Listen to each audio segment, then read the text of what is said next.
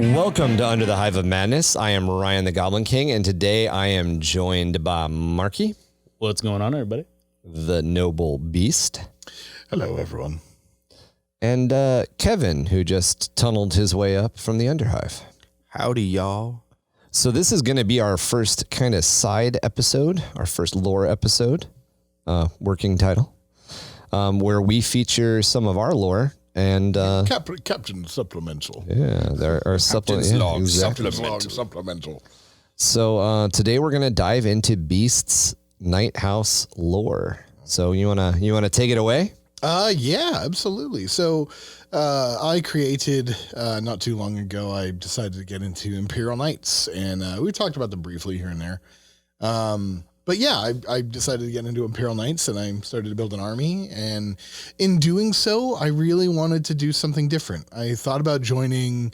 I thought about going with a theme from one of the, already pre-made households, like House Terran, House Hawkshroud, And the thing about Knights is that there's a couple ways you can make them. You can make them under the allegiance of Questor Mechanicus, or you can Questor Imperium, or Imperialis Questoris Imperialis. Thank you. Yes. And in doing so, you gain certain perks and things like that. So I decided to steer away from the Mechanican. I didn't want to be Mechanicus related because their lore doesn't quite vibe with me. They are princeps, and they're like about the Omnissiah and very kind of religious. Whereas the Imperium ones are very much more like they operate like barons. You have a high king, and then you have barons, and you have an exalted court, which are your leaders, so to speak, in the household. They're basically the Knights of the Round Table, if you could imagine, right? So I wanted to do something a little different in making mine, and the guys here have been with me for a good chunk of what I've created. Dabbling. When I first pitched the idea, I got some mixed responses. Oh man, I hated it. Yeah, I was like, oh, I don't know, dude. I hated it for like 10 seconds, and then he got to the next sentence of the description. I was like, all right, I can respect that. Yeah, I was like, I feel. Yeah. So what I decided to do was I based my knight characters off of Disney characters. I chose to do Disney princes. And after I got stomped, I was like, okay, fine, it's cool. Well, so I decided to do Disney princes. I think it's something that's never been done before in 40K, at least that I've ever heard. And of course, when you first say that, like, oh yeah, my guys' characters are Disney characters, it sounds really dumb, but hear me out. So in the the future in the universe of 40K, there is a system called the Avalon system, and in that system is a planetary body. There are numerous planets, and the household of the governing knight household is the Disintine household, which is basically a fancy way of saying Disney. Boy, you about to get copyrighted by Disney? Yeah, exactly. You dabbling in the wrong lore. Literally every character that he's pulled into this army is a character that Disney just stole from a different story. So basically, yeah, but didn't they like copyright it? So that would be interesting though is GW copyright lawyers fighting against Disney copyright lawyers. Man, that would be that's an epic battle, dude. By the way, this is a fan podcast. A battle for the ages. That would be like the battle under the Imperial Palace level. So the governing household is the Disintine household. The High King is actually Arthur, and he is based off of Sword in the Stone, young Arthur. He's older now, obviously, so like 7. Yeah, exactly. So the exalted court are Prince Eric, who is famous from Little Mermaid, Prince Adam, who is Beast from Beauty and the Beast. Then we have Prince Ali, who is Aladdin. And we have Prince Philip, who is Sleeping Beauty. Yeah, and before you dip out on this, hear him out. Hear him out on all these nights. Yeah, don't just cancel. Yeah, don't be like, man, this is corny AF, man. Yeah. Like, no, hear this out because it's pretty badass. Can we take a second though to to admit how fucking horny the sexy squirrel made everybody and just me. Oh, that's weird. No. Hey, hold. You talking about Sword and Stone? Yeah, the Sword and Stone. Yeah, dude, when they were squirrels, I was like, I don't know. The fat one, though, I wouldn't know. That's what we're talking about. We're not talking about the fat one? Don't remember. No. Yeah. When you said sexy squirrel, my brain jumped to Lola Bunny. Wrong. another animated feature that just put a little bit too much into Disney, the sexy character. I said Disney, not Space Jam. All right. Yeah, but I mean, let's be real. My brain went there too. Yeah. I was like, oh, Lola. Oh, yeah. Jaffiel. Yeah. No, go rewatch. Go rewatch. That's where my brain went, anyways. I mean, as an adult man, I would be like, that's weird. But as a putting myself back into like a child's shoes, I think that's one of the first times where I was like, oh. Yeah, and then where you were like, I might be a furry. Just a squirrel. Just a squirrel trying to get a nut. that money nut. What's the one from Who Framed Roger Rabbit? What's her Jessica name? Rabbit. Jessica Rabbit. Ooh, Jessica Rabbit. Hot damn, boy. Jessica Rabbit wasn't. She was an animated human. She was. Was she? Oh yeah. Yeah, she could have been a horse for all I care. Doesn't matter. Still hot. Yeah, still hot. Dude, people are listening like, damn, these guys are weird, bro. No. If you play Warhammer 40K, you think these It's things relatable. Everybody from our collective generations has thought that those two. Yeah, don't be ashamed, guys. Is Horus still Girls? Yeah. I mean, we're acknowledging that they're cartoon characters and shouldn't be hot, but that they're also super sexualized. Oh no, like everybody, every single so. Disney animator was horny as fuck. Yeah. The fact that some of their art made people go, wait, what? Is not surprising. Eric's butler had a boner, right? In the middle of the ceremony. Yeah, but he's full mast, dude. yeah, Dude, Jasmine's hot as hell. Yeah, right. Yeah, I'd be right there with him, right? Oh, dude, Jasmine, to kind of like to drive back and He was holding the ring for him. come back to the train of thought here. You know, Arthurian legend is where the Sword in the Stone comes from. I'm honestly, I'm very hard pressed to figure out where the Little Mermaid comes from. But Beauty and the Beast is an old German folklore. French. French folklore, and then the 40 Thieves, 40 Thieves, Thousand Nights. I can't remember the Arabian Nights. Yeah, the Arabian Nights and the 40 Thieves. The whole idea of like Aladdin comes from that. So like these are Disney took a lot of like old stories that we've been telling for a while and kind of repackaged them, which is really cool. And that's what makes this idea fucking amazing. Yeah, because then you're just stealing them and repackaging them again. Yeah, so Grimdark. So basically, there's another knight too. I didn't get there, but there's I have another one who's actually Hercules. Who's based off of Hercules Disney, but still Greek mythology. You know, like I think that when you think of, so hear me out, right? So the whole idea is, if you know your lore when it comes to Imperial Knights, and Ryan I think can help me along with this. During the beginning steps of humanity, when humans set out to the stars to golden age of expansion. Yeah. Knight suits were machines to help them survive. And eventually through this, they became what we call feudal worlds, where they were run by governing kings, and very much like you would think of like old time England. Yeah. Most knights come from these kind of feudal knight worlds. It's not like a lot of things in Warhammer 40K, like you can pretty much do whatever you want with the lore, but as a general kind of starting position, and night worlds are still feudal. Like, yes. I mean, we're talking like 10,000, 20,000, 30,000, 40,000 years later.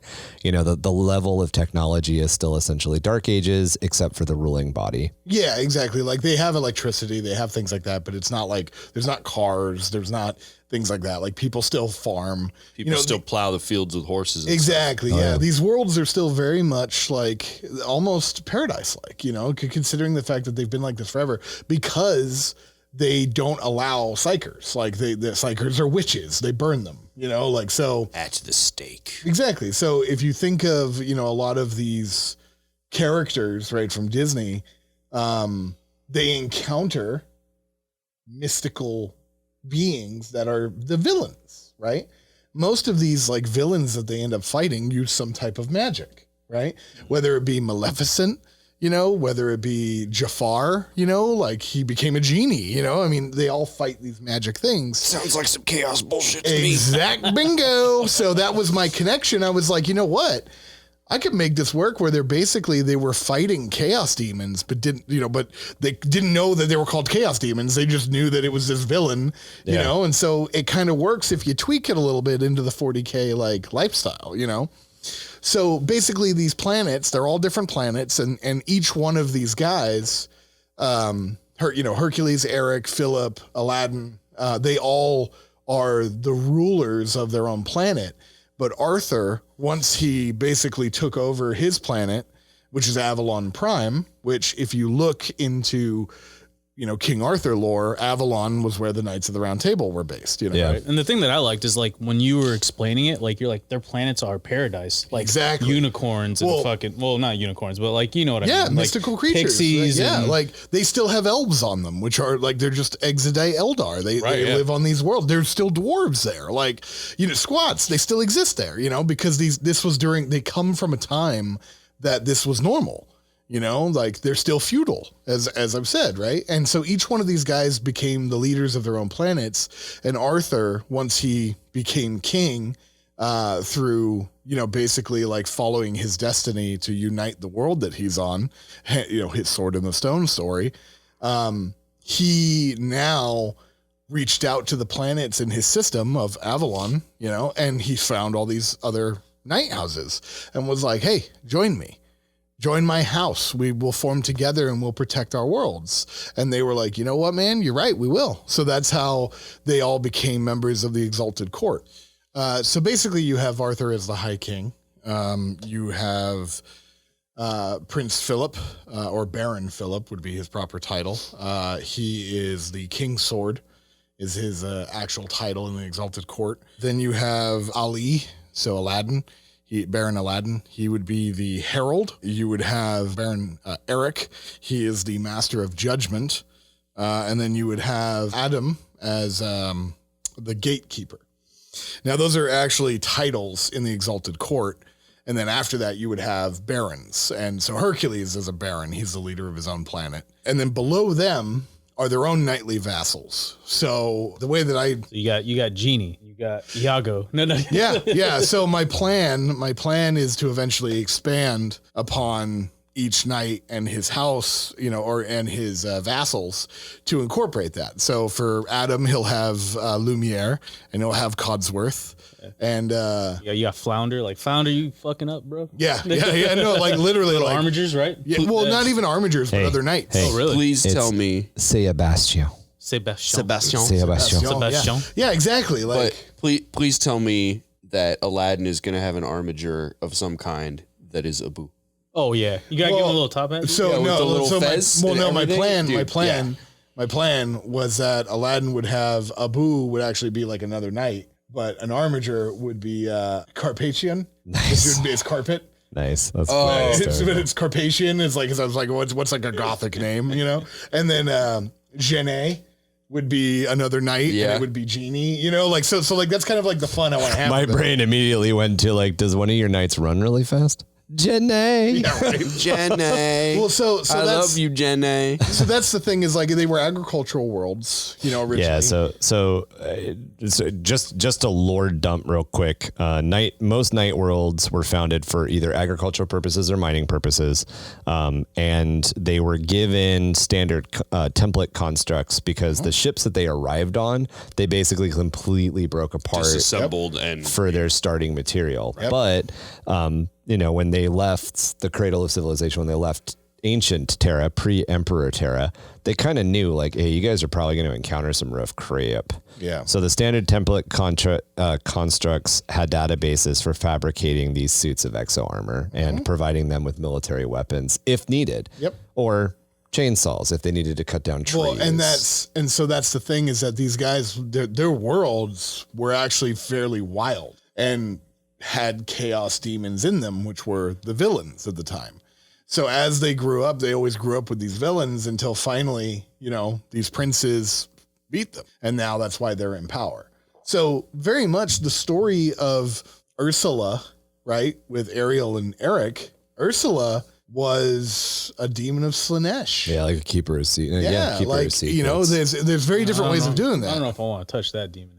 No, I'm not gonna lie. No, but on Eric's it's world, very keeper of secretsy though. Like Oh, yeah, that's yeah, totally no, like I'm just like hey girl, I'm gonna make you hot, irresistible. Hey Ursula, you can't make But that. Oh, hey, you no, gonna have to give me your voice. right. No, but like Ursula when she was like human form, yeah, that ain't bad. yeah. So that's Ain't bad. yeah, that's what I'm saying. Like so, and also like Philip's world. Philip is actually one of the older worlds because he's a Cerastus pattern knight, fighting the dragon. Yeah. That was the Lord of Change, Yeah. and that's literally Maleficent, man. Like, and that was a character that they fought. They didn't know it was a chaos demon, but it was, Right. So that's the thing is they all have this, and now Adam is kind of special. Adam, his world, he was basically turned on by his people. His people turned on his family because he was not ruling very well. They led in a very wealthy lifestyle and let their peasants be real not taken care of. When a witch, That's really bad in the Warhammer 40K universe. Like when the peasants are like, typical, though. we're being treated worse than all other peasants. yeah, exactly. Well, and that's the thing. And then Eat your this corpse starch and shit. this witch happened to show up and place a curse on him. Right. Right. That it was a chaotic entity being fed by the peasants, and Beast, Adam basically, was scarred for life. He's not a monster, but he's been scarred horribly, and he never leaves his night suit. His night suit is his tomb. And although Belle loves him and she is his princess and she lives with him, she understands, like she governs the body, and that's why now the peasants rejoice is that Belle brought peace when she encountered him. So does he not leave his suit because he's like he thinks he's ugly, or does he not leave his suit because he's like the machine spirit is bound to him too? Nobody completely knows. That's the thing. Oh, that's one of the oh my God, that's one of the things I love about Night Lore is there's like a part of Night Lore where like sometimes the pilot's not strong enough and the AI just goes, nah, bitch, you mine. His night suit is Look at all this brain power I'm gonna loot. The machine spirit for his night suit is horrifically violent. Because I know I've played against him. yeah, exactly. Yeah, right? we all know. Yeah, for real though. Beast Knight on the tabletop, Beast Knight best knight. Like he's gnarly. He's a gnarly, I've tweaked the rules and given him the stats to give him what Well, he not tweak the needs. rules, but like you basically upgraded him. Yeah. No, I mean that's what I'm saying. Like I've played with the rules. Like I know how to. You min-maxed it. You min-maxed. Exactly, You yeah, min-maxed the build to a very, very, very good, Successful place. Yeah, I will tell you though, I'm pretty sure if I like fire prismed you, if I twin fire prismed you, you'd probably hate me. You'd be like, "Can you stop doing that to my knight?" Yeah, but then you got Adam, right? Yeah. You got Adam in your booty. Dude, that's a long shaft. I'll just bring 4 prisms. Well, both these dudes have been beat up by him. So Yeah. that's the thing. See, you say I bring 4 tanks, and I'm like, what, 12? Yeah. Yeah. Shit. So that's the thing is Adam is bound in his night suit because of his belief in what had happened to him, because he feels shame for what his family did, and it's Belle who saved them basically. That's cool, man. Yeah, and so like every character has these like in-depth, like Hercules. Hercules is one of my favorites because he's actually a knight Porphyron. Yeah, it's the big one. He's they're very rare. He was a bastard child of the noble of this planet. Fitting for Hercules. Yeah, and he fought his way to the top to gain his honors again, and defeated Titans, giant monsters, which could have been Tyranids. Who knows? Right. He fought against these giant monsters by earning his way into this Porphyron suit because no other pilot was strong enough to man it. every pilot that they had tried to put, every princeps or baron they had tried to put into this Porphyron, the Porphyron killed him. And Hercules was the only one who could withstand the strength of this Porphyron's like machine spirit. And because basically the like Porphyron, they use words, Tom. I don't know what they are. the Porphyron's machine spirit is such a gigantic like Titan itself. He demands nothing less. Right. And Hercules, being the huge man that he is, earned that strength, took that, and then gained control and fame and fortune in on his planet, and he now runs the planet. You know, I really like the idea that you mentioned. You know, he fought titanic creatures. Who knows? Maybe they were Tyranids. Who knows? And that's one of the important things to think about as you're developing your own lore. One of those things is like, we know that, you know, the Tyranid splinter fleets have appeared in the galaxy as early as M35, if not earlier. Yeah, and these are fringe planets, right? Yeah, and They're these the first splinter ones. These splinter fleets could be just like lost chunks of bioforms. Biomass, yeah. That are lost. And like that's one of the things, like the Catachan Devil is theorized at this point to be just an offshoot of the Tyranids that's so separated. So it's very possible that you can, when you're developing your own lore, play with this stuff where you're like, oh yeah, no, there's totally these bioforms that the Tyranids don't know about. They haven't gotten to that planet to eat those bioforms yet, so they don't know they exist, which is, I like it. It's very cool. I very much like that part. I tried to tie in a little bit of everything. And the side little thing about the Tyranids that I was going to speak of, I don't know if it's the case for every single Hive fleet, but they're actually approaching from the other side of the galactic plane. Oh, right. Yeah. They're not coming in, like when you're looking at the map, they're not coming in from the side. They're coming in from the way you're looking at it. Yeah, humans, So if the map humans, was out because on we the live, table, they're coming from this way, ceiling down. Right. Which means that they can actually no one can see you, Kevin. Right. So what from the ceiling, Kevin's basically talking about is humans who are bound to a planet. We have a tendency to think as on a two-dimensional map surface. So like when we think about things entering the galactic plane, we're like, okay, are they coming from the north, south, east, or west? What Kevin's kind of describing is that the Tyranid Hive fleets are coming in from above the elliptical. They're coming in Z-axis. From above down into the galaxy, which means that they can theoretically be striking everywhere, both anywhere and simultaneously. Yeah, it's so that's one of the nice things about the Tyranids, that you can throw them in literally anywhere, and it would make sense that they're there to eat shit. My figuring on Hercules and his planet was that it was a distant coastal type planet. It had a lot of ocean, it had a lot of shoreline, and a Tyranid like Biovore had like landed in the ocean, and millions and millions of years like before humans ever colonized there, and life finds a way. You know, and so there were these Titans walking the planet, which were these, you know, horrible creatures that, you know, I mean, they took on aspects of the planet. The one that was in. What if it was like a Kroot that ate a Tyranid, and then now it's a big ass. We don't eat Tyranids. We'll talk about it later. Oh, really? No, we don't eat Tyranids. Oh, never mind then. That's gross. But you know, so like each one took on. Chance to. Each one took on an aspect from its own element. So like the ones that were in the snow became like a frost giant, you know, like things like that. Yeah. It makes sense. Yeah. And it's passable. Yeah, exactly. Yeah. I really want to make a Tyranid army now that has fur. God damn you, Tom. Yeah. Well, and that's the thing. Like that could happen. Furinids. Furinids. This is my owlbear army. Yeah, right. But actually, I would like that. I think that would be cool. Well, I think that's something that doesn't get brought up. Like that can happen. Yeah. Nobody kit bashes a Tyranid army. No. The most they ever do is they do like rock crabs and stuff. Like, how would you guys feel if I just showed up with like literally a suitcase full of hermit crabs and put them on the table? I was like, this is my Tyranid army. Turn one. Yeah, I'd be like, get this shit off my table. Turn one. They're all over the place, and Kevin's like, I guess my movement phase is over. Kevin, it's my turn. Stop moving. Dude, I can't. Ow, my finger. They don't move very fast. I mean, they get you. It's very cool because you took kind of this framework that is a very different, you know, almost polar opposite to Grimdark, and then you kind of started fitting it to Grimdark, which illustrates all of these very unique, very kind of cool things you could do. In fact, the very first time you outlined everything to me and you were like, no, Ryan, like just sit down. My story gets better.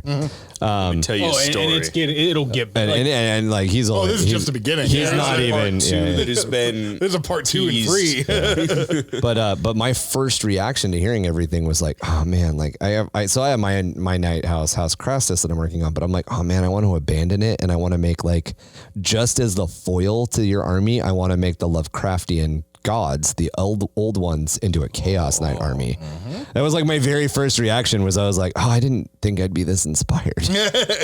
Well, and that's kind of like, I did it for 2 reasons. One, I did it for my girlfriend because she loves Disney and I was going to be spending a lot of money. So I figured if I came up with this idea, she'd be about it. Get her on board. And Exactly. Get her on board. Yeah. Lady authorized spending. Exactly. Now, like, she doesn't like inhibit me, but I just figured this would just make everything easier. He was almost like my wife. The only one that's not married here, pretty much. But also, too, because I really wanted to emphasize how creative you could be. Like, and I mean, I took it as a challenge because I was like, this is going to be hard. Like, yeah, you took a very interesting like story seed and ran. Yeah, because I mean, I figured anybody that was into 40K would like listen to this and be like, you're a dork. Like, and that's bad when somebody who plays 40K calls you a dork. You know what I mean? Yeah, like, yeah. I just want to say that like the way that you're playing your knights it doesn't fit with the lore. Yeah, exactly, right? So that's why I'm very emphasized on like, no, listen. Yeah. You know, because so here's the thing, right? Past the age of strife, right? When the Great Crusade had started and the Emperor had started to bring all the planets back into the fold, they discovered the Avalon system. And the Emperor himself visited it and was like, went to Arthur, you know, who was the High King, and was like, I want you back in my Imperium. You know, you're human, like, be with us and stand with us. And at this point, all of the planets had slain the evil. They'd slain the villain, which were the chaos entities, the Tyranid entities. Whatever like enemies of the Imperium whatever enemies there, that they were fighting, right, on their planets. So they were very much at peace. I mean, like I said, they were agricultural paradises at this point. They lived in harmony with Exodite Eldar. They lived in harmony with, like, you know, existing squats that were there. There were various bug-like humans, you know, fairies. Like, you know what I mean? Like, it's very much that, like when you think of Disney, you think of like, oh, the little birds, they're flying around and singing. Like, that shit kind of happened, you know? And so when the Emperor came back, Arthur was like, well, you know, we've been fortunate enough that, you know, the Imperium had gifted us with everything that we have here. And Arthur is very much about humanity. And he had said, yeah, sign us up. We'll fight with you. And so the knights, all coming from various backgrounds, and just like you would, you know, Ali came from humble origins as a street rat, you know, on his desert planet. You know, they felt like they owed something, you know, to their planets. And they said, you know what, Emperor, like, we will embark on this crusade with you as long as you promise to maintain the safety of our system. Guard our princesses, who will now take over because the princesses were knights too. Like, the princesses had suits as well. Right. The whole noble bloodline. Exactly. Exactly. You know, Jasmine, Belle, God, what the hell's her name? Aurora. Sleeping one. Yeah, Sleeping Beauty. Yeah, all of them. Sleepy time. Sleepy time. Megora, who is Hercules, yeah. You know, they now became the rulers of the planets in their stead. And unfortunately, the knights basically said that we will embark on this crusade, more than likely never to return. But no, in our sacrifice, our planets and our loved ones will survive. So they embark on the crusade. And they're lost into the warp. And not just them, like their vassals, like, that's the story.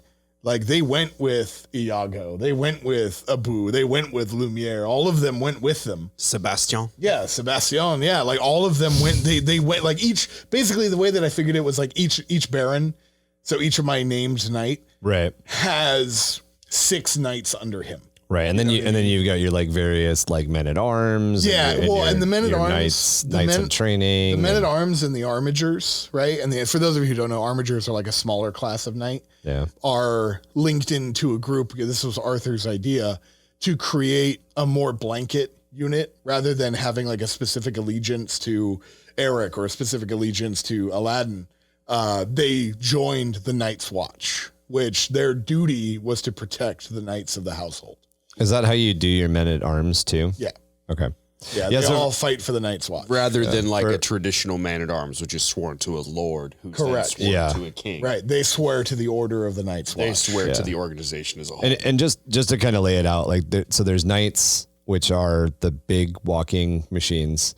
And then there's armigers, which are slightly smaller, which are usually like, think of it like they're local area networked, wirelessly area networked to their knights. So their knight lord pretty much kind of dictates what they do. They're like squires. Yeah. And then there's an entire, usually under that, there's a group called Men at Arms, which are basically like an Imperial Guard regiment. Yeah. It's an Imperial Guard regiment that's got some basic weapons. And in that group, you know, there's usually a group of those guys who are a little bit more elite, a little bit more veteran, who are the guys who are aspiring to be the night pilot when there's an opportunity. Yeah, and they usually will jump in towards the armigers. Yeah.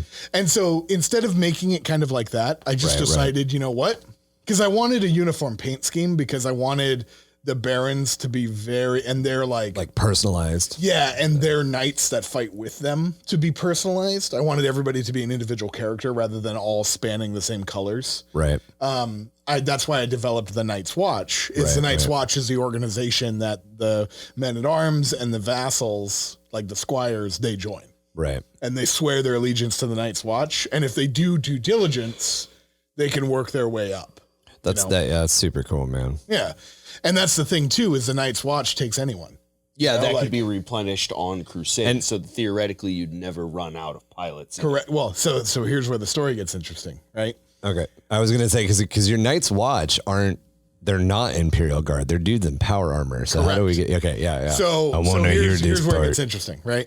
So, before leaving for their crusade, like basically they've left for their crusade and they're in their ships, you know, their frigates and things like that, with their drop keeps. They come across a detachment, because mind you, this is before Death Watch. Right. They come across a detachment of Space Marines of Gray Shields, right? Which, if you know 30K, Gray Shields are kind of like the Lost Sons. Like they don't have There's essentially like there were loyalists in the traitor legions. Exactly. And a certain percentage of the loyalists in the traitor legions were gobbled up by Malcador, and they were turned into what became the Grey Knights. But before they were the Grey Knights, they were the Grey Shields, and not all of them became Grey Knights. Right. Some of them just got folded into other legions, or during the first founding became the heads of new chapters. So exactly. So they come across in this fleet, because they join with a larger fleet for the crusade, a Inquisitor. And then this Inquisitor happens to have all these Space Marines with him. Not a lot, 300 or so. And the Inquisitor noticed something about this knight household that was different from other knight households that he'd seen before. And it was the fact that they were united yet different, and and he listened to their stories and realized, like, oh man, you guys were fighting chaos before you knew it was chaos. Right. You know what I mean? You were fighting this before you knew it was this. So it's like, wow, like you've come from a hardened background. I want to make sure that you guys survive, because they had sworn allegiance to the Imperium, not the Mechanicus. And so the Inquisitor was like, I'm assigning these knights to you. I'm assigning these Space Marines to you. And the Space Marines decided to take on the Night's Watch as their chapter. So technically, so did this all, like, because I mean, like, obviously it's 40K and you're talking about like ancient history. Did this happen during the Crusade? During the Great Crusade. And then I guess it happened. This would have happened during, like, not the Crusade. Well, it's like halfway through it, like the cleanup phase after the heresy, essentially. Yes, okay. Exactly. Not the, like, so everything's a crusade. You get a crusade, and you get a crusade, and you get a crusade. But yeah, so essentially, you're not talking about that they were recruited during the Great Crusade. Then the heresy happened. Then there's the Crusades of Redemption, the Crusades of like the Crusades of healing. The Knights have been on crusades since the Great Crusade. And now we're into the post-heresy Reformation period. Yes. Okay, got you. Yes. So because they've been fighting with the Imperium this whole time, Right, wherever they've needed help, they've gone. And, the Inquisitor, like by their record, was like, these guys are kicking ass. Like, and he had these guys. So boom, here's your Space Marines. Yeah. Second founding happens, here's your, that's cool, man. Yeah. Like so that. the Space Marines are the Night's Watch. Now, keep in mind, there is only a few of them. And the interesting thing is that they still have humans as Night Watch also. So, you had mentioned that they had been lost in the warp, or that I'm assuming not yet. That hasn't happened yet. Okay. Yeah. Cause I was going to say so now in 40K, have they lost enough Space Marines through crusading or through action? So shortly after this happened, a warp storm split their fleet in half. Okay. And sucked up the entire Knights fleet. Okay. The Knights now have literally been entombed in the warp all this time. Which to them could be like minutes. Well, it's the way that I put it was that it's like what did I say, Mark? It's like blinking. Like they blink in and out of existence. Like like they almost showed up like Legion of the Damned. Yeah, so they're like, So there's certain points where they come back and they're like, oh shit, and they're in the middle of a fight. Like they're in the middle of like pop out. And they're like, oh crap, like so they're fighting this whole time and they're blinking in and out of existence out of the warp. And then finally, after this big rip in the Eye of Terror, the warp Citicris Maledictum. Maledictum. The warp has and keep in mind too, that Arthur and the Knights have no idea what year it's been. Like, as far as they've been concerned, they're just fighting. Yeah. They're just fighting, right? Yeah, for them, it could have been like 15 years. Yeah. Right. And so Cue now, the Horus War Master soundbite. Right. Is Horus still War Master? And so now after this rip, right, the warp kind of stabilized to let them out. Okay. So they've been puked out of the warp. They don't know where, right? And and they are in shambles. They are depleted. Their Imperial Guard regiments, their men at arms are gone. Most of their friends, Lumiere's gone, Codsworth is gone, like all of them are dead. And there is very few left. Like it is literally the Barons and like a few Knights and a handful of Night's Watch. So, I mean, we're watching you model the Knights now, and they look fucking amazing. Like every single Knight looks amazing. Yeah, every Knight is unique. They've all got special kind of weapons that you've custom fabricated in some capacity on there. Gave some cool names.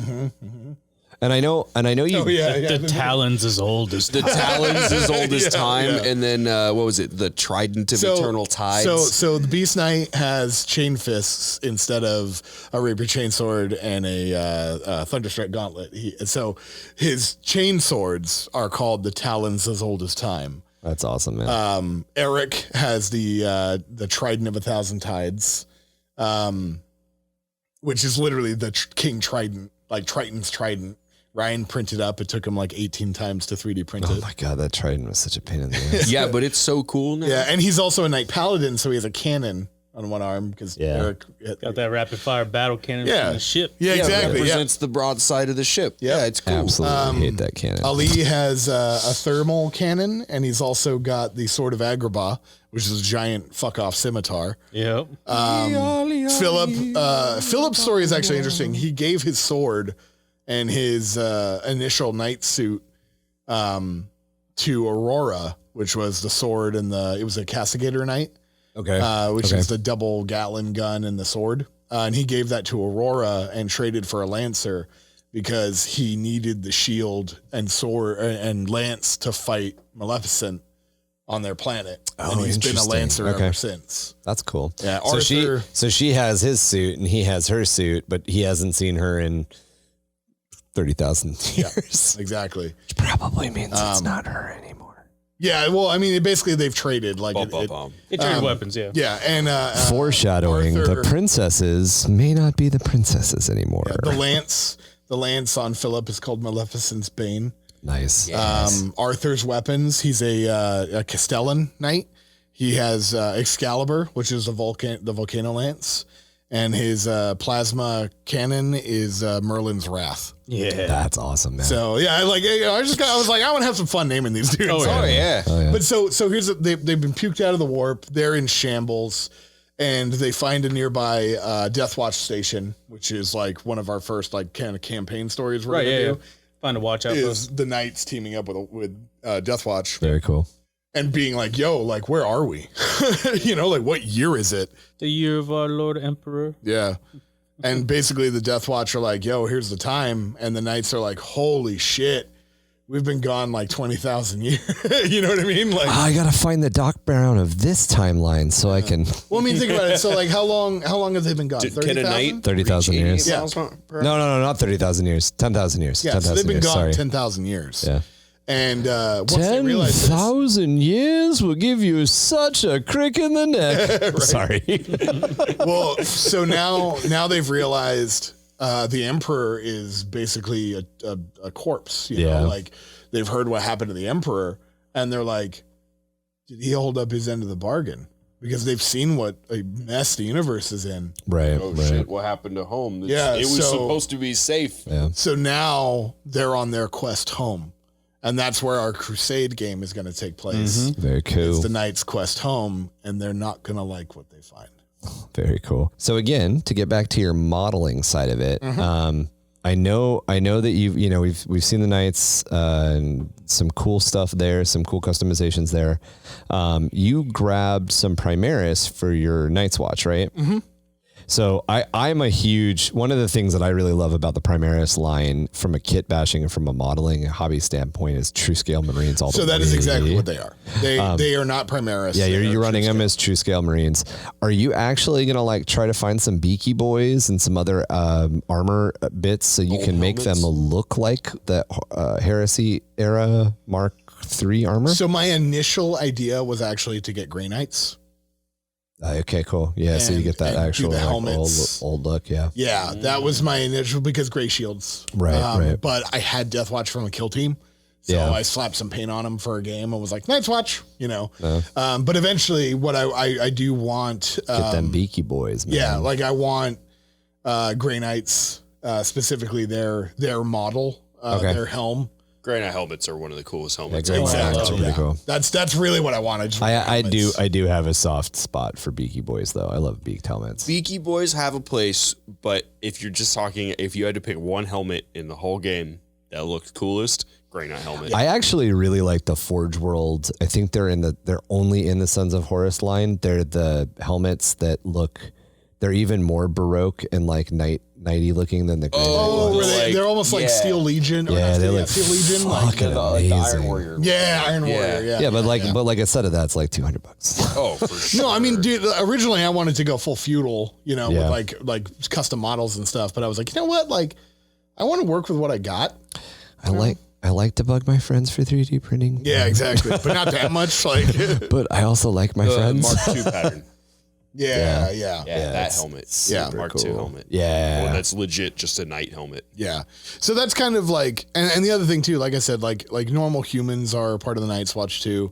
And that's why they're Primaris Marines, but I'm using them as true scale. And now they're getting bolstered by Death Watch, and like they're gonna slowly build up as they go. And maybe I got you, boo. yeah. I mean, not only that, but like if those obviously those Gray Shields now the Night's Watch now that they've adopted that name. There's like 13 left. Yeah, Like, that's it. Oh yeah, that's super cool. There's literally That's a like- captain, and that's it. That's what like it is. that's like my war criers. Squads. Yeah, basically, yeah. That's like my fucking personal lore Space Marine chapter. The war criers, they're almost completely gone. But yeah, I love playing. That is the part about Space Marines I love playing with. Is like Space Marines don't always have to be the biggest, baddest thing on Oh, the dude, planet. they get wiped. Like whole chapters die. You Oh, know. yeah. Oh, yeah. Uncountable chapters have been lost. I mean, Cursed Founding, where like most of the founding died, Yeah. The Lamenters or was murdered. I mean, whatever. or the Firehawks. Firehawks, man. Was it the Golden Phoenixes, who are technically the Legion of the Damned?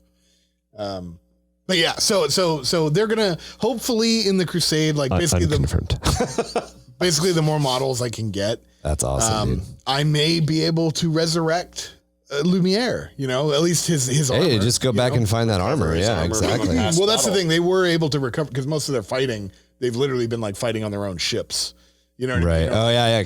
So you're playing with a lot of like popped out, got into a fight, but you're also working in the Geller field. The Geller field on deck 5 failed. We now have to deal with the demon incursion in our own ship. Exactly. Yeah, that's so awesome. Yeah. So that's why like that's how like armigers have died. You know what I mean? Is an armiger running around on a ship, is more realistic than a knight, But these ships that they're in, I mean, they have drop keeps. Their ships massive. are huge. Yeah. I mean, like the scale of Warhammer 40K ships. Like that's one of the funny things.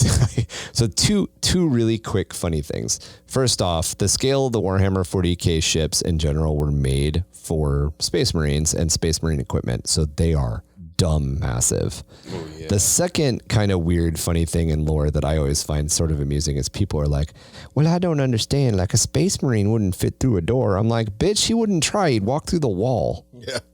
Like, I'm sorry, drywall versus a Space Marine? Why is this a conversation? Knowing that Space Marines are a thing, they're going to make everything bigger. Just make everything bigger. But then the counter argument in lore conversations is usually like, well, what about when Space Marines are deployed to a planet that doesn't have Space Marines? I'm like, bitch, you think they use the door? Yeah.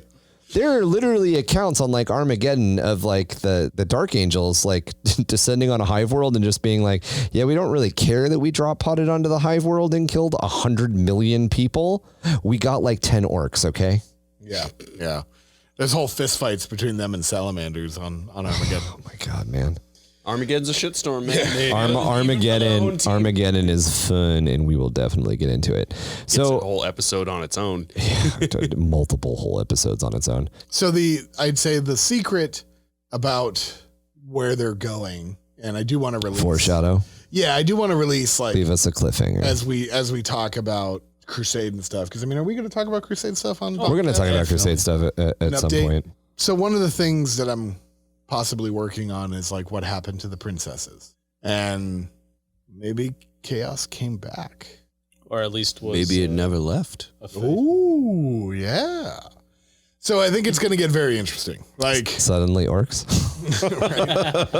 But yeah, I mean, like I said, like before, like ideally, like I've had to have Mark like talk me out of it. I've almost bought like 8 nights, like you've had to have Mark talk you out of it. He's got bills to pay, guys. Because what I want each one of my nights to have 2 or 3 nights with him. Yeah, that makes sense. I like that. And that's the thing. Yeah, they still have the armor.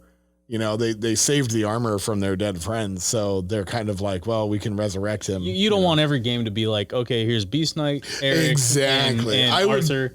I want Arthur and his knights. Yeah, I want Beast Knight and his, Lumiere. And exactly. Yeah, that's exactly what I want. So it's interesting because as we're playing, we've got like kind of the armies that we play with each other that we talk about a lot, and then we've got the armies that we're kind of working on, not really necessarily like in secret, but just like our side projects. And House Crastus, my knight household, is very much not necessarily the opposite, but like the other side of the spectrum from yours.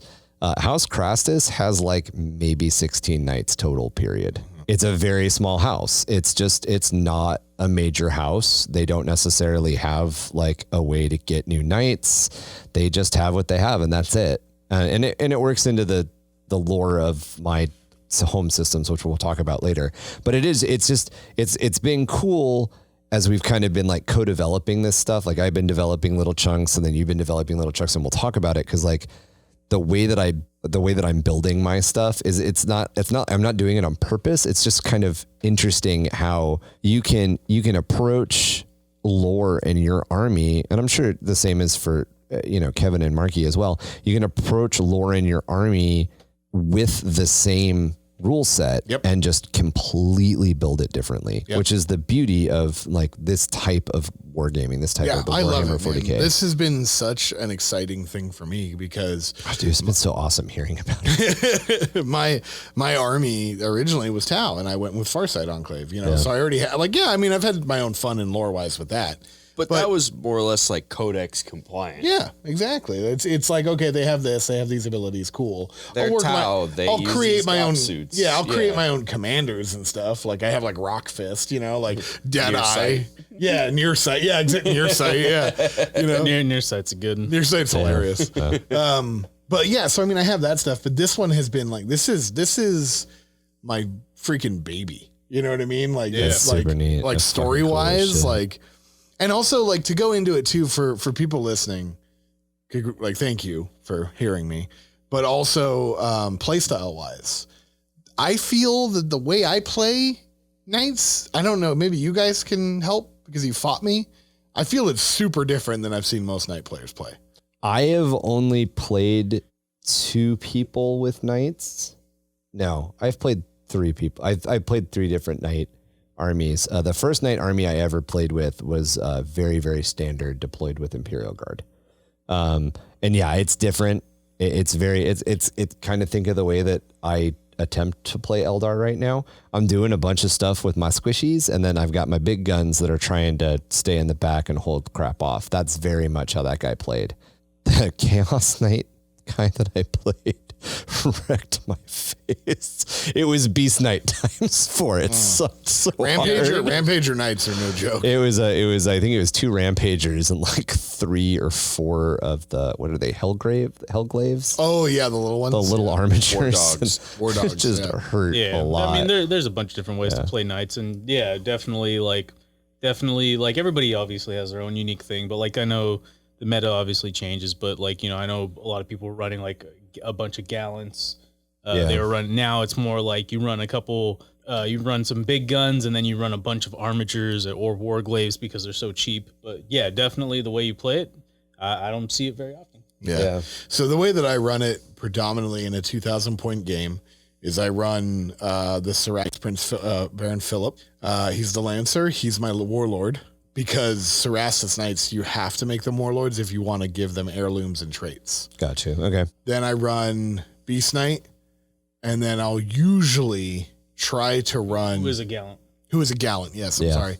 And then I'll usually try to run Eric, and if I can, I'll do a Castellan. Who is a paladin. Cool. Very cool. Yeah, so I'll run Eric, who's a paladin. And I'll run Arthur as the Castellan. Gotcha. That's what I try to fit in the points. If I can't, then I have to run Aladdin, who is a errant. Gotcha. But everybody talks about errants being good, and I never have any luck with Aladdin. Every time I don't know, Aladdin, it's just whiff all right. Aladdin, I still have to spend a whole lot of time shooting at him. So yeah, Aladdin wrecked wrecked 2 grav tanks. So that's pretty good. And that's the only time he's done anything in like 5 games. Really? That's true. Yeah. It's for some reason, every time he brings out Aladdin, he'll roll like number of shots 2. Cool. I'm going to miss one of them, hit the other one, and then you'll save the one that Can you roll like that when you play against my ex? Right. I'll tell you what. I'm just kidding, man. The one, because usually what I'll do is I'll run Philip in first because he has a bigger move. Right. And he wrecks on his attack. Like his charge, he does like 26 damage. Yeah. He does 9 damage for each like hit. Theoretically, could one hit either another knight or a Baneblade or other Lord of War super heavy tank. That's crazy. He did. Yeah, I did. Rampage. Yeah, I did. Yeah. Oh yeah, you did. Yeah. Rip Steve. Yeah. Yeah, and then I also I'll run Beast in behind him, and Beast is a gallant, so he usually will carry a Thunderstrike Fist and his chainswords, and he has never let me down. Where Philip runs in and usually like blows up, because like that Philip usually gets targeted pretty quick because he's scary. Beast comes in and just mops up, and like that dude, that knight has never, like he literally Beast Knight, best knight. He's like never let me down. Beast Knight likes to slam tanks. With Every single time I pick up, like I kill a vehicle, I can pick it up and throw it. Yeah, it's never failed. Awesome. It's so fucking awesome. And then Eric is definitely like It's funny because the Paladin. He's my favorite looking, just on like the way the model paint came together and the trident and all that. He doesn't really excel much at anything. He's been solid. He's been solid though. He just does. Yeah, he's just steady. Yeah. Like, I mean, I'll tell you what though, he did some like a battle cannon. When that thing like hits, it hits. Like, oh, dude, it's like when my Lehman Russes get a full round of shooting off. Like, oh, if I roll 6s on my D6 number of shots, I did brutal. I did 10 wounds on a tyrant. Damn. from one shot of that thing. You know, so. So, did anybody have any hobby progress updates? I am currently. Yeah. Do you have any hobby progress updates? Yeah. Do you happen to be working on Chaos Knights? I do. Yeah. I have one completely built and half painted. And then I have another one completely built, customized, and in the progress of being painted. Very cool. And then I have the parts for another one. So working on Chaos Knights. One of those, the stuff I printed for you, is that in one of them? Yep. That's what I got the parts for. I haven't got the rest of it yet, but Okay. I got that. I can't wait to see it. That's going to be sick. Yeah. So, anybody else have hobby progress I stuff mean, going on? I'm about to put together this super cool Steel Legion squad that Tom managed to score for me. Oh, that's super Happy awesome. birthday. Man. Yeah, happy birthday to me. That's going Nice, to be man. fun. Happy Put birthday. together a squad of boys I've never built yet. That's all, right. all pewter too. Yeah, it's the full metal squad of Steel Legion guardsmen. That's awesome. I'm sorry, I love pewter models. Everybody hates on them, but I just love them. Like I love the weight. Yep. I love. It's like I do like nostalgic. the weight. The weight is It's pretty cool. nostalgic for me. But yeah, I mean, as far as hobby progress for me, I just finished putting together a Thunderhawk. That's Looks pretty pretty sweet. sick. It's huge. Yeah. Hey, I saw pictures from Vegas that had some cornies. Were those your cornies? No, Oh. No, that I was like, this motherfucker goddamn assembled and painted his corn army already. I can give do it. up. I can do it. I literally Yeah, flipped. that was all Steve. I literally flipped 3 tables. No, I'm kidding. yeah, You have to. That's how many we had. No, that got, was our 4th table. We Yeah. had 3 tables of above ground. yeah, we gotta have a. And then we had a 4th game. table that represented the underground sewer system Oh, taking man. place beneath this fight. That way the infantry when had we somewhere do to go. when we do our like when we get to our first like let's talk narrative like lore, you guys need to recount that if there's good structure there. But anyway, you were saying I'm sorry, you were saying you just finished we your didn't thunder. narrative that one too hard. It just kind of by its nature ended up as just an epic crazy game was with a That's shit cool. going gnarly on. Let's go. If you guys Hercules. can like lump some narrative into it, that'd be cool. Bro, Hercules in Apocalypse games, Rex. Oh, yeah, dude. I bet. Porphyron in Apocalypse, Rex. That thing is a Yeetus deletus for sure. I remember Deleted a I remember my very first 8th edition game with you. No, let me rephrase this. I remember my very first 8th edition game where I got to bring my, not Riptide, what's the bigger? Storm Surge, where I got to bring my Storm Surge. It was with you guys. Yeah, we had 3 on the table. And we had and I was, no, that was our second, that was the second time I ever That played was with it. ridiculous. But the very first time, like I had just gotten my Storm Surge, I had just gotten back into country. I'd only been back into country for a couple of weeks. I brought my Storm Surge to the table. I was so ready to play, and I'm like, I'm gonna get to fire this thing. It's gonna be so cool. This thing is gonna devastate. It's so awesome. It's gonna be great. It's dead. First fucking turn. Oh, it's dead. Yeah, it was a big turn. No, that was second turn, Yeah. and that was. No, I never got to fire with it. It was Was it dead really first turn. Yeah. I thought it was second turn because I thought I snuck my Hellhound up there and gave it a melty right in the crotch. Oh, it was going. When we played, I think we played Titanic, or not a Titanicus game. Apocalypse. We played an Apocalypse game like maybe a month or 2 later. Yeah. And that was when we had the 3 Storm Surges on the table. And oh my God, the glorious shooting. That was when I was like, Tiger Sharks, yeah. they And only have that's 3 when you wounds. snuck up. No, because melty I hid behind the statue.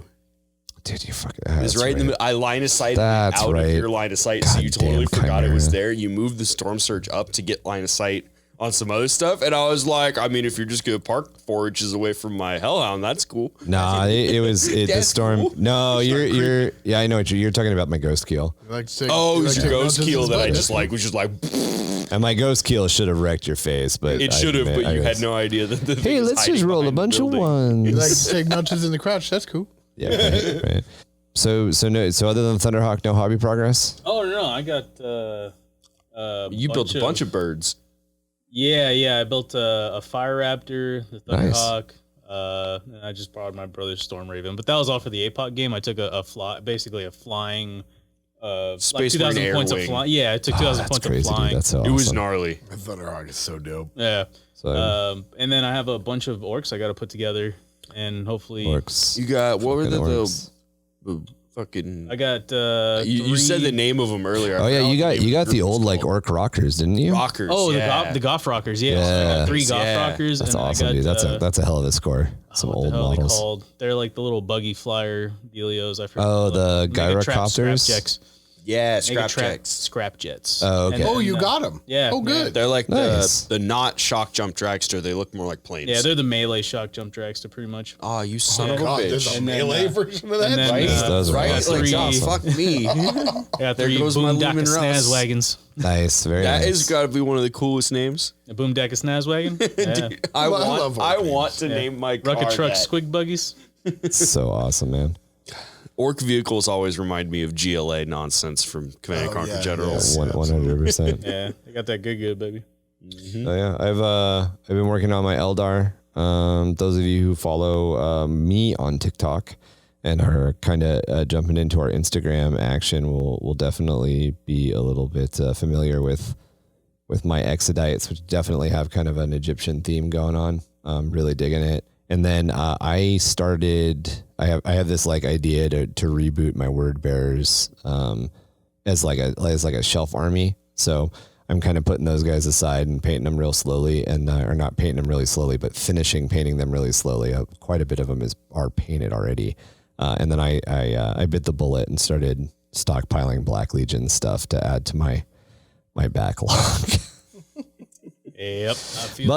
But I did it for a specific reason, and this is something that will probably, on the hobby side, to just touch on really quickly, like we're talking about a lot of this lore building and a lot of this like kind of heavy lifting to come up with these conversions.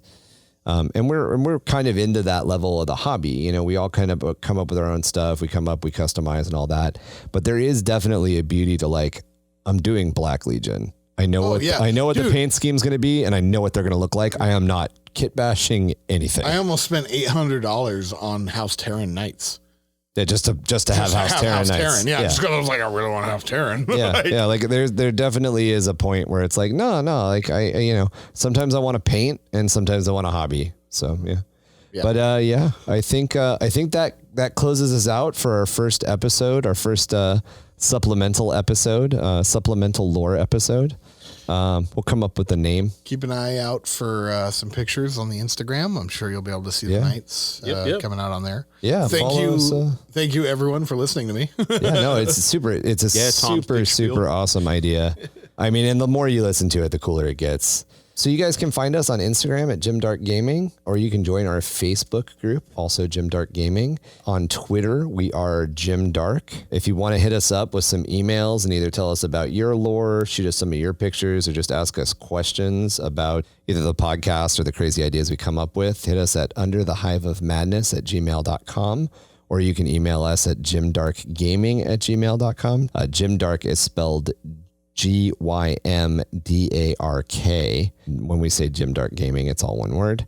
You can, if you want to follow what we do for our Friday night games, or you want to see some of the stuff that I'm painting and kind of get some glimpses of everybody else's stuff, I'm pretty good at using UHM_Goblin King over there on the TikTok to give my own hobby progress update. For this last week's episode drop, we posted up a revolve of one of Mark's dreadnoughts, and we'll probably do some revolves of some of the knights and stuff too, so you guys can just kind of get a visual idea for what's going on. Patreon stuff in the works, and we'll try to tie you in as we move forward. But hands down, probably the best way to get a hold of us is Discord. Yep. Also, just Grimdark Gaming. There should be a perma link in the show notes, plus links to the various social media accounts that we've mentioned. Discord's literally the best. Like, we're on it all the time. Yeah.